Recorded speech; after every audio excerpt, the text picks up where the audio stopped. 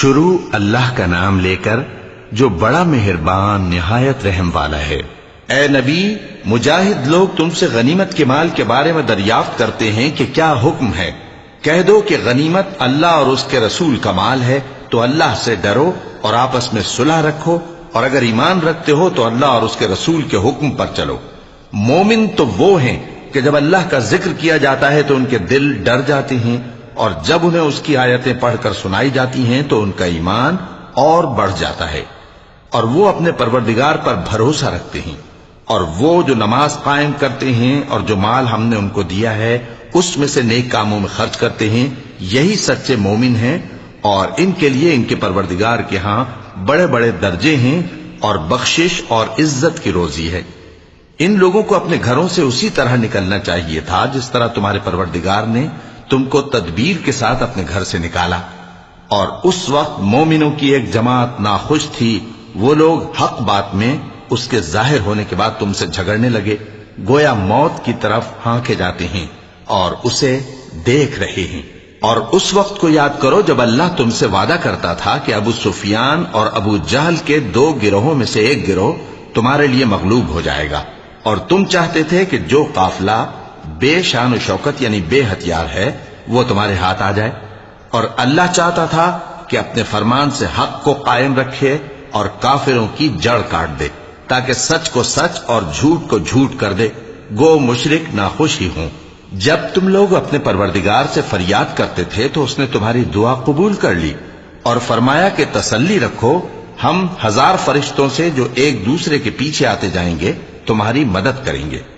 اور اس مدد کو اللہ نے محض بشارت بنایا تھا کہ تمہارے دل اس سے اطمینان حاصل کرے، اور مدد تو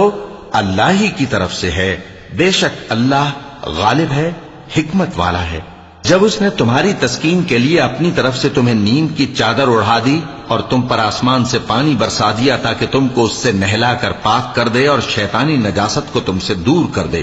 اور اس لیے بھی کہ تمہارے دلوں کو مضبوط کر دے اور اس سے تمہارے پاؤں جمائے رکھے۔ جب تمہارا پروردگار فرشتوں کو ارشاد فرماتا تھا کہ میں تمہارے ساتھ ہوں، تم مومنوں کو تسلی دو کہ ثابت قدم رہیں، میں ابھی کافروں کے دلوں میں روب و ہیبت ڈالے دیتا ہوں، سو ان کی گردنیں اڑا دو اور ان کی پور پور توڑ دو۔ یہ سزا اس لیے دی گئی کہ انہوں نے اللہ اور اس کے رسول کی مخالفت کی، اور جو شخص اللہ اور اس کے رسول کی مخالفت کرتا ہے تو اللہ بھی سخت عذاب دینے والا ہے۔ یہ مزہ تو یہاں چکھو، اور یہ سمجھ لو کہ کافروں کے لیے آخرت میں دوزخ کا عذاب بھی تیار ہے۔ اے اہل ایمان، جب میدان جنگ میں کفار سے تمہارا مقابلہ ہو تو ان سے پیٹھ نہ پھیرنا، اور جو شخص جنگ کے روز اس صورت کے سوا کہ لڑائی کے لیے کنارے کنارے چلے یعنی حکمت عملی سے دشمن کو مارے یا اپنی فوج میں جا ملنا چاہے، ان سے پیٹھ پھیرے گا تو سمجھو کہ وہ اللہ کے غضب میں گرفتار ہو گیا، اور اس کا ٹھکانہ دوزخ ہے، اور وہ بہت ہی بری جگہ ہے۔ بس تم لوگوں نے ان کفار کو قتل نہیں کیا بلکہ اللہ نے انہیں قتل کیا، اور اے نبی، جس وقت تم نے کنکریاں پھینکی تھیں تو وہ تم نے نہیں پھینکی تھی بلکہ اللہ نے پھینکی تھی۔ اس سے غرض یہ تھی کہ مومنوں کو اپنے احسانوں سے اچھی طرح آزما لے، بے شک اللہ سنتا ہے، جانتا ہے۔ ہوا بھی یوں ہی، اور کچھ شک نہیں کہ اللہ کافروں کی تدبیر کو کمزور کر دینے والا ہے۔ کافروں، اگر تم فیصلہ چاہتے ہو تو تمہارے پاس فیصلہ آ چکا، اگر تم اپنے افعال سے باز آ جاؤ تو تمہارے حق میں بہتر ہے، اور اگر پھر نافرمانی کرو گے تو ہم بھی پھر تمہیں عذاب کریں گے، اور تمہاری جماعت خواہ کتنی ہی بڑی ہو تمہارے کچھ بھی کام نہ آئے گی، اور اللہ تو مومنوں کے ساتھ ہے۔ اے ایمان والو، اللہ اور اس کے رسول کے حکم پر چلو اور اس سے روگردانی نہ کرو جبکہ تم سنتے بھی ہو، اور ان لوگوں جیسے نہ ہونا جو کہتے ہیں کہ ہم نے سن لیا مگر حقیقت میں نہیں سنتے۔ کچھ شک نہیں کہ اللہ کے نزدیک تمام جانداروں میں بدترین وہ بہرے گونگے لوگ ہیں جو عقل سے کام نہیں لیتے، اور اگر اللہ ان میں خیر کی طلب دیکھتا تو ان کو سننے کی توفیق بخشتا، اور اگر یوں ہی انہیں سنوا دیتا تو وہ منہ پھیر کر بھاگ جاتے۔ مومنوں، اللہ اور اس کے رسول کا حکم قبول کرو، جبکہ رسول تمہیں ایسے کام کے لیے بلاتے ہیں جو تم کو زندگی جاوداں بخشتا ہے، اور جان رکھو کہ اللہ آدمی اور اس کے دل کے درمیان حائل ہو جاتا ہے، اور یہ بھی کہ تم سب اس کے روبرو جمع کیے جاؤ گے، اور اس فتنے سے ڈرو جو خصوصیت کے ساتھ انہی لوگوں پر واقع نہ ہوگا جو تم میں گناہگار ہیں، اور جان رکھو کہ اللہ سخت عذاب دینے والا ہے۔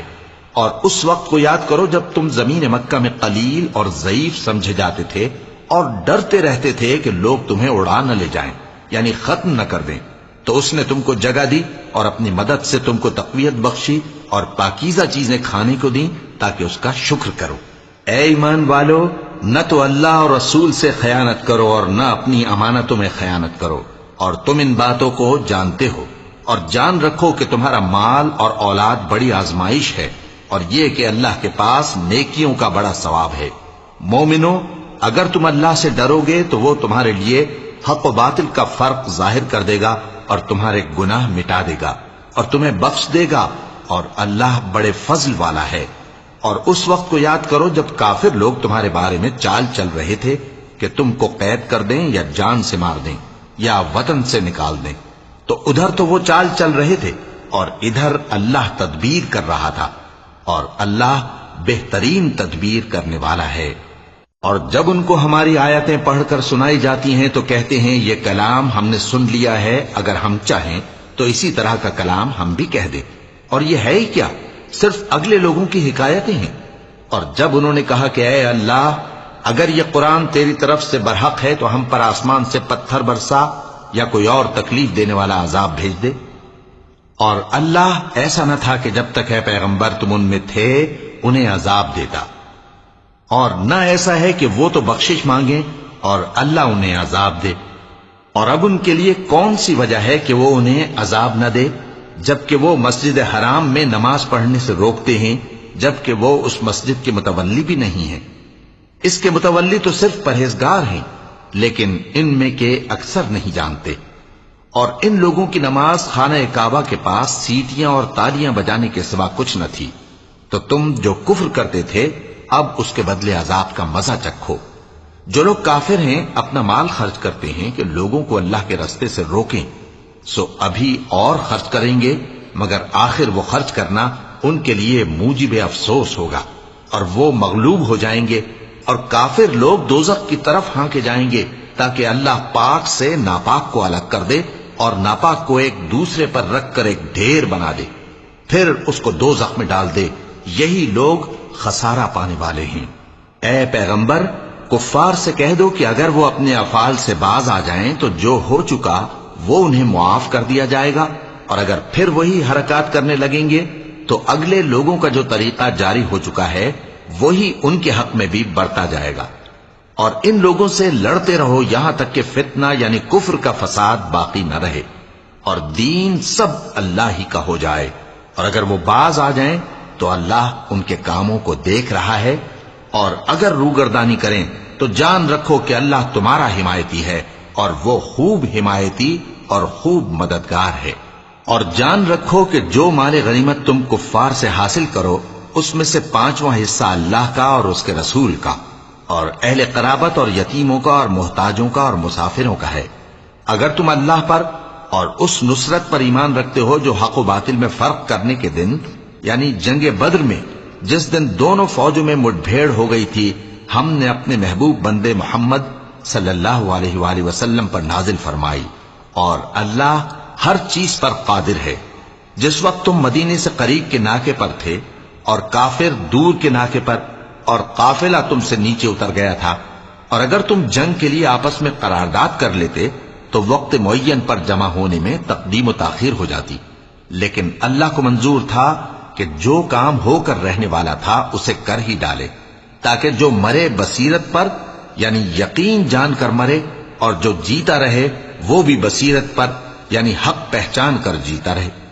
اور کچھ شک نہیں کہ اللہ سنتا ہے، جانتا ہے۔ اس وقت اللہ نے تمہیں خواب میں کافروں کو تھوڑی تعداد میں دکھایا تھا، اور اگر بہت کر کے دکھاتا تو تم لوگ جی چھوڑ دیتے اور جو کام درپیش تھا اس میں جھگڑنے لگتے، لیکن اللہ نے تمہیں اس سے بچا لیا، بے شک وہ سینوں کی باتوں تک سے واقف ہے۔ اور اس وقت جب تم ایک دوسرے کے مقابل ہوئے تو کافروں کو تمہاری نظروں میں تھوڑا کر کے دکھاتا تھا اور تم کو ان کی نگاہوں میں تھوڑا کر کے دکھاتا تھا، تاکہ اللہ کو جو کام کرنا منظور تھا اسے کر ڈالے، اور سب کاموں کا رجوع اللہ ہی کی طرف ہے۔ مومنو، جب کفار کی کسی جماعت سے تمہارا مقابلہ ہو تو ثابت قدم رہو اور اللہ کو بہت بہت یاد کرو تاکہ مراد حاصل کر لو، اور اللہ اور اس کے رسول کے حکم پر چلو، اور آپس میں جھگڑا نہ کرنا کہ ایسا کرو گے تو تم بزدل ہو جاؤ گے اور تمہاری ہوا اکھڑ جائے گی، اور صبر سے کام لو کہ اللہ صبر کرنے والوں کا مددگار ہے۔ اور ان لوگوں جیسے نہ ہونا جو اتراتے ہوئے یعنی حق کا مقابلہ کرنے کے لیے اور لوگوں کو دکھانے کے لیے گھروں سے نکل آئے اور لوگوں کو اللہ کی راہ سے روکتے ہیں، اور جو اعمال یہ کرتے ہیں اللہ ان کا احاطہ کیے ہوئے ہے۔ اور جب شیطان نے ان کے اعمال ان کو آراستہ کر دکھائے اور کہا کہ آج کے دن لوگوں میں سے کوئی تم پر غالب نہ ہوگا اور میں تمہارا رفیق ہوں، لیکن جب دونوں فوجیں ایک دوسرے کے مقابل صف آرا ہوئیں تو پسپا ہو کر چل دیا اور کہنے لگا کہ مجھے تم سے کوئی واسطہ نہیں، میں تو ایسی چیزیں دیکھ رہا ہوں جو تم نہیں دیکھ سکتے، مجھے تو اللہ سے ڈر لگتا ہے اور اللہ سخت عذاب کرنے والا ہے۔ اس وقت منافق اور کافر جن کے دلوں میں بیماری تھی کہتے تھے کہ ان لوگوں کو ان کے دین نے مغرور کر رکھا ہے، اور جو شخص اللہ پر بھروسہ رکھتا ہے تو اللہ غالب ہے، حکمت والا ہے۔ اور کاش تم اس وقت کی کیفیت دیکھو جب فرشتے کافروں کی جانیں نکلتے ہیں کہ ان کے چہروں اور پیٹھوں پر مارتے جاتی ہیں اور کہتے ہیں اب آگ کے عذاب کا مزہ چکھو، یہ ان اعمال کی سزا ہے جو تمہارے ہاتھوں نے آگے بھیجی ہیں، اور یہ جان رکھو کہ اللہ بندوں پر ظلم نہیں کرتا۔ جیسا حال فرعونیوں اور ان سے پہلے لوگوں کا ہوا تھا ویسا ہی ان کا ہوا کہ انہوں نے اللہ کی آیتوں سے کفر کیا تو اللہ نے ان کے گناہوں کی سزا میں ان کو پکڑ لیا۔ بے شک اللہ زبردست ہے، سخت عذاب دینے والا ہے۔ یہ اس لیے کہ جو نعمت اللہ کسی قوم کو دیا کرتا ہے جب تک وہ خود اپنے دلوں کی حالت نہ بدل ڈالیں اللہ اسے نہیں بدلا کرتا، اور اس لیے کہ اللہ سنتا جانتا ہے۔ جیسا حال فرعونیوں اور ان سے پہلے لوگوں کا ہوا تھا ویسا ہی ان کا ہوا۔ انہوں نے اپنے پروردگار کی آیتوں کو جھٹلایا تو ہم نے ان کو ان کے گناہوں کے سبب ہلاک کر ڈالا اور فرعونیوں کو ڈبو دیا، اور وہ سب ظالم تھے۔ جانداروں میں سب سے بدتر اللہ کے نزدیک وہ لوگ ہیں جو کافر ہیں، سو وہ ایمان نہیں لاتے۔ جن لوگوں سے تم نے صلح کا عہد کیا ہے پھر وہ ہر بار اپنے عہد کو توڑ ڈالتے ہیں اور اللہ سے نہیں ڈرتے، اگر تم ان کو لڑائی میں پاؤ تو انہیں ایسی سزا دو کہ جو لوگ ان کے پس پشت ہوں وہ ان کو دیکھ کر بھاگ جائیں، عجب نہیں کہ ان کو اس سے عبرت ہو۔ اور اگر تم کو کسی قوم سے دغابازی کا خوف ہو تو ان کا عہد انہی کی طرف پھینک دو کہ اس طرح تم سب برابر ہو جاؤ۔ کچھ شک نہیں کہ اللہ دغابازوں کو دوست نہیں رکھتا، اور کافر یہ خیال ہرگز نہ کریں کہ وہ آگے نکل گئے ہیں، وہ ہمیں عاجز نہیں کر سکتے۔ اور جہاں تک ہو سکے فوج کی جمعیت کے زور سے اور گھوڑوں کے تیار رکھنے سے ان کے مقابلے کے لیے مستعد رہو کہ اس سے اللہ کے دشمنوں اور تمہارے دشمنوں اور ان کے سوا اور لوگوں پر جن کو تم نہیں جانتے اور اللہ جانتا ہے ہیبت بیٹھی رہے گی، اور تم جو کچھ اللہ کی راہ میں خرچ کرو گے اس کا ثواب تم کو پورا پورا دیا جائے گا اور تمہارا ذرا نقصان نہ کیا جائے گا۔ اور اگر یہ لوگ صلح کی طرف مائل ہوں تو تم بھی اس کی طرف مائل ہو جاؤ، اور اللہ پر بھروسہ رکھو، کچھ شک نہیں کہ وہ سب کچھ سنتا ہے، جانتا ہے۔ اور اگر یہ چاہیں کہ تم کو فریب دیں تو اللہ تمہیں کفایت کرے گا، وہی تو ہے جس نے تم کو اپنی مدد سے اور مسلمانوں کی جمعیت سے تقویت بخشی اور ان کے دلوں میں الفت پیدا کر دی، اور اگر تم دنیا بھر کی دولت خرچ کرتے تب بھی ان کے دلوں میں الفت پیدا نہ کر سکتے، مگر اللہ ہی نے ان میں الفت ڈال دی، بے شک وہ زبردست ہے، حکمت والا ہے۔ اے نبی، اللہ تم کو اور مومنوں کو جو تمہارے پیرو ہیں کافی ہے۔ اے نبی، مسلمانوں کو جہاد کی ترغیب دو۔ اگر تم میں 20 آدمی ثابت قدم رہنے والے ہوں گے تو 200 کافروں پر غالب رہیں گے، اور اگر 100 ایسے ہوں گے تو 1000 پر غالب رہیں گے، اس لیے کہ کافر ایسے لوگ ہیں کہ کچھ بھی سمجھ نہیں رکھتے۔ اب اللہ نے تم پر سے بوجھ ہلکا کر دیا اور معلوم کر لیا کہ ابھی تم میں کسی قدر کمزوری ہے، پس اگر تم میں 100 ثابت قدم رہنے والے ہوں گے تو وہ 200 پر غالب رہیں گے، اور اگر 1000 ہوں گے تو اللہ کے حکم سے 2000 پر غالب رہیں گے۔ اور اللہ ثابت قدم رہنے والوں کا مددگار ہے۔ پیغمبر کو شایع نہیں کہ اس کے قبضے میں قیدی رہیں جب تک کافروں کو قتل کر کے زمین میں کثرت سے خون نہ بہا دے۔ تم لوگ دنیا کے مال کے طالب ہو اور اللہ آخرت کی بھلائی چاہتا ہے، اور اللہ غالب ہے، حکمت والا ہے۔ اگر اللہ کا حکم پہلے نہ ہو چکا ہوتا تو جو فدیہ تم نے لیا ہے اس کے بدلے تم پر بڑا عذاب نازل ہوتا۔ اب جو مال غنیمت تمہیں ملا ہے اسے کھاؤ کہ وہ تمہارے لیے حلال طیب ہے، اور اللہ سے ڈرتے رہو، بے شک اللہ بخشنے والا ہے، مہربان ہے۔ اے پیغمبر، جو قیدی تمہارے قبضے میں یعنی گرفتار ہیں ان سے کہہ دو کہ اگر اللہ تمہارے دلوں میں نیکی معلوم کرے گا تو جو مال تم سے چھن گیا ہے اس سے بہتر تمہیں عنایت فرمائے گا، اور تمہارے گناہ بھی معاف کر دے گا، اور اللہ بخشنے والا ہے، مہربان ہے۔ اور اگر یہ لوگ تم سے دغا کرنا چاہیں گے تو یہ پہلے ہی اللہ سے دغا کر چکے ہیں، تو اس نے ان کو تمہارے قبضے میں کر دیا، اور اللہ دانا ہے، حکمت والا ہے۔ جو لوگ ایمان لائے اور جنہوں نے ہجرت کی اور اللہ کی راہ میں اپنے مال اور جان سے لڑے، وہ اور جنہوں نے ہجرت کرنے والوں کو جگہ دی اور ان کی مدد کی، وہ آپس میں ایک دوسرے کے رفیق ہیں۔